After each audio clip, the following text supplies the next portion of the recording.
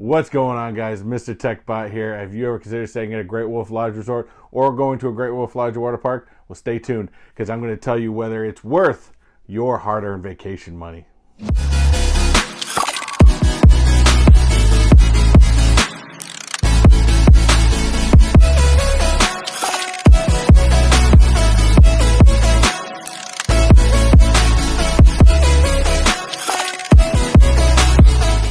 What's going on, guys? How is everybody doing today? Again, I am Mr. Techbot, and we're talking Great Wolf Lodge.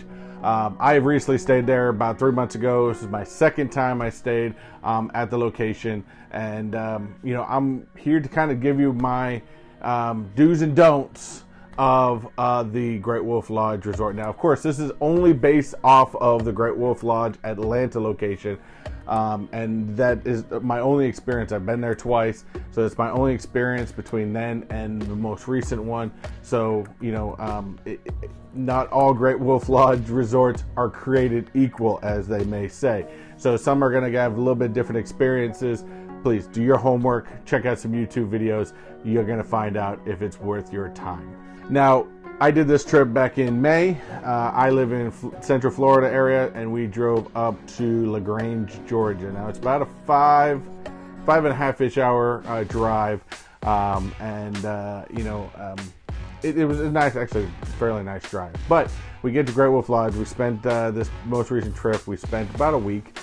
We stayed on property, and we also went and did some other stuff as well. But again, we're just talking about the do's and don'ts at Great Wolf Lodge. Now, I've also stayed at this location back in 2019, and of course, this was going to be before COVID.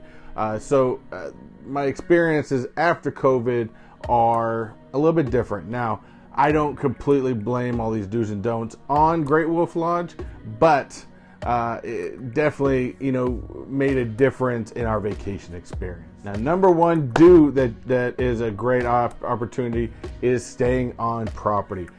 This is a great advantage because you're not going to have to worry about a ton of gas money. You have food available to you. You have entertainment available to you. Of course, you got the great water park available to you. So they do make it an experience where really you don't really need to leave. But with that, what I say is if you're going for like a small 3-day weekend, yes, definitely you're not going to really need to leave for the entire three days. You get your food, you get your entertainment. If you got a week, yeah, maybe book some other activities throughout the week, because going to the water park every day could be a little repetitious. But do what works for your family. Number two, Great Wolf Lodge Kids Passes. I can't express this enough. This is a big time due. You are book these in advance when you book your stay. Now online, of course, after you book your stay, they'll offer you extra additive items. The Great Wolf Lodge passes for the different kids, you have to believe you have the Pup Pass, the Paw Pass, and the Wolf Pass. And these will save you money. You usually get multiple different things in there depending on the pass. The younger kids get things like Build-A-Bear.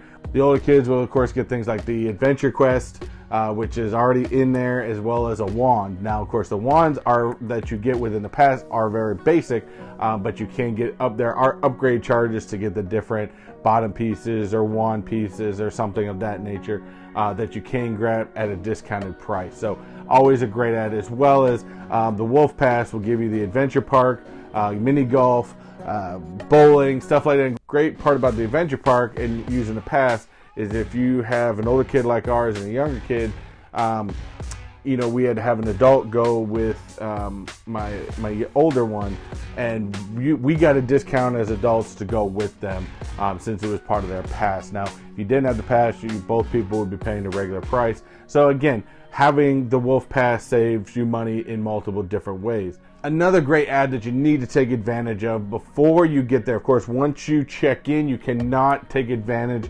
of this discount. Now, if you book online, I believe you have about 24 hours before your arrival to add this, is the dining credits. Take advantage of this. You can get multiple different levels of that for different costs. We took the $200 dining credit because you basically pay $170, I believe, or $165, somewhere in there, for a $200 credit. So they're giving you free dining credits for booking in advance. So we ended up getting 2 of those because you can get as many of those as you want. If you want $1,000 worth of dining credits, you can book 5 of the platinum $200 dining credits, and each one is only going to be about $170. So we bought 2. I spent $140 and we got $200 in dining credits. So $60 worth of food credits were basically free to us that I didn't have to spend. So take the free money that they're giving you, especially if you're going to be there for a couple days and you're going to be eating at these locations anyways. Book them in advance, so because the dining places can get expensive. They're just like any other normal places. Normal meal is going to be anywhere from $10 to $12, even at the quick service, at the pizza place, and you can use these also including at Ben & Jerry's and at Dunkin' Donuts or Starbucks or whatever you have inside your Great Wolf Lodge. You can use these at all dining locations within Great Wolf Lodge.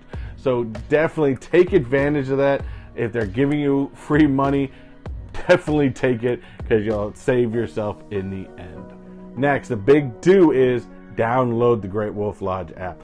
A lot of big locations are doing this nowadays, like Disney, Carnival, other big activity resorts such as Great Wolf Lodge. They are doing an app that is really not all that useful to you outside of your vacation, and you can probably just get rid of it and re-download it at a later time. But when you're in your vacation, it's very helpful to have.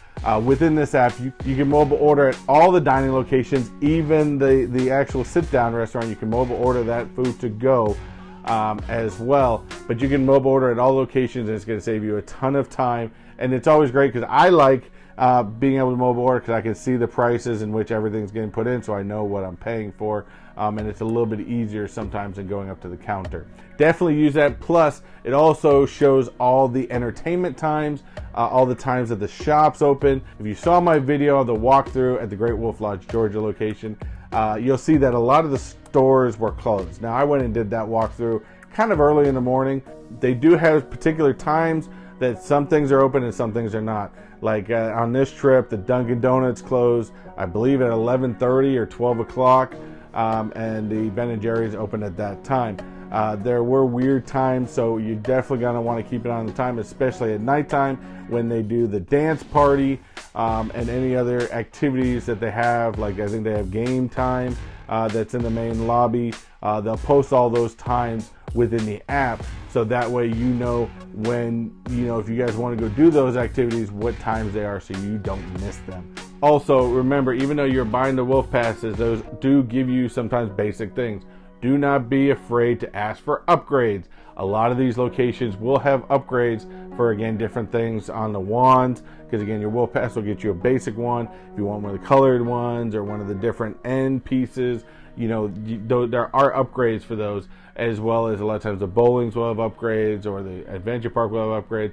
So definitely ask for the upgrades, because a lot of times if you have the passes, you will get a discount on those upgrades. So, if you're going to get that stuff anyways, you might as well get a discount on them. So definitely, if you have the Wolf Passes, the Paw Passes, or the Pup Passes, definitely ask for upgrades, because I believe even in the candy store, there's a small fee for an additional upgrade into a little lantern cup. So upgrade, and yeah. With all that said, those are all my dues. Those are probably my greatest pieces that helped make our vacation enjoyable. Of course, I didn't say much about the water park, because the water park is pretty self-explanatory. It's a fun, it's a blast. Wave pool's fun, everything about it. But with that being said, there are still some things that didn't quite make our vacation as great as it could have been. So now we're going to talk about the don'ts. Now, first up, it's staffing. Now, I know this is a problem everywhere. A lot of places are having a hard time getting staffing in, and this definitely could be seen around there, because there was a definite situation of choices. Now, typically at Great Wolf Lodge, when I went there in 2019, you had both Buckets and Timbers, which are the quick service locations that were open. Now, we typically, when we went before, we used to go after Timbers more, because it had more of like a barbecue type and we ended up liking the food a lot better at Timbers than we did Buckets. But of course, Buckets has more of the basic foods, your chicken fingers, your burgers, stuff like that. Unfortunately, Timbers was closed the entire time we were there, and they didn't really kind of cover anything up. They had the screen down, and you could kind of tell that they were using the area as a storage. It kind of sucked, but hey, not a big deal. And you're saying, well, okay, that's just one thing. Well, the other thing is in the water park. You can definitely tell that when one area could be closed for another area to be open, then when that area opened, another area closed. A big example of this was the what I call the crazy river, because you got all kinds of people trying to dump buckets of water on you and stuff like that.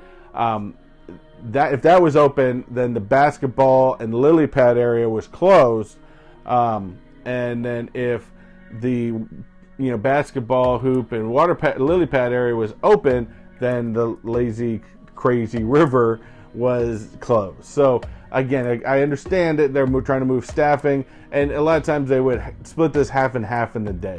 They may have the basketball stuff open in the morning and then open up the lazy river halfway through the day. So that way, at least you got all the experience in there. You just couldn't jump from one to the next. That's the biggest one, I think, in the water park, as well as also the times of things opening. I do remember things being open a lot later last time, and some of the activities there was a little bit more, as well as the outside pool. The entire time was 100% closed. Now that was in May, so it didn't have anything to do with weather or anything of that nature. The hot tub was open because that lifeguard isn't required for the hot tub, but the outside pool the entire time was closed, as well as they have like I guess like a daycare and a little activity center and a little playground that's on the backside of that you can usually also get into there from the outside, was all also entirely closed our entire trip. Now again, I assume that is also because of staffing, and yes, it's a bad situation where a lot of people didn't come back to work after COVID, and and LaGrange is a smaller town, so maybe they do have a harder time to get staffing over there. I get that, I understand that. I don't take it away as a huge negative, but as a person spending money down there for vacation, it is definitely still a don't for me. Next up, now this of course is being recorded about 3 months after our stay, so maybe rules might have changed, I don't know. Maybe this is also a staffing issue, I don't know. But it was kind of weird that, again, we were there for I think 6 or 7 nights, something like that. And I know typically that's not, and most people go there for maybe 3 or 4 nights at max. I get that, I understand that. But the housekeeping staff would not go into our room the entire stay we were there. Now, you could get more towels added to your room. They have a messaging app where you can message housekeeping through the app and request, I need some more of this towels. I need more towel, stuff like that. But it was kind of, I don't know, it was weird because, usually you at least expect to have your sheets changed at some point. I know Disney, a lot of times with the DVC, and sometimes if they have longer stays, they'll tell you they won't come in every day, but they'll come in like every 4th day or something like that to change out the bedding. Give the room a little vacuum, maybe give you some toiletry items, stuff like that. No, none. I mean, yeah, we could probably ask for more toiletry items if we wanted. We kind of bring our own stuff, so it wasn't a big deal. But yeah, it was probably the only experience I've ever seen like that, where housekeeping, period, they would not go into the room until we left the room. And again, they may have also been one of their COVID protocol restrictions, of course, to help minimize the amount of, exposure that maybe, somebody may have with another person. So maybe that's a cause. Again, maybe it's a staffing situation as well. And then on top of it, even when you did ask for towels, there was a couple times I did ask for towels and I didn't even get them. And then when you did ask for towels and you did get them, if you left in the morning and say you came back later on in the afternoon, you found a trash bag with your towels in them tied to your door. I don't think I have any pictures of that, but it was quite interesting. Again, whatever reason Great Wolf Lodge was doing this at the time, or they're still doing this, there's a level of understanding I can have for it, but the level of cleanliness also is kind of weird. I mean, yes, I guess maybe it's your own duty to clean up after yourself to a certain extent, but I mean, come on, you're on vacation.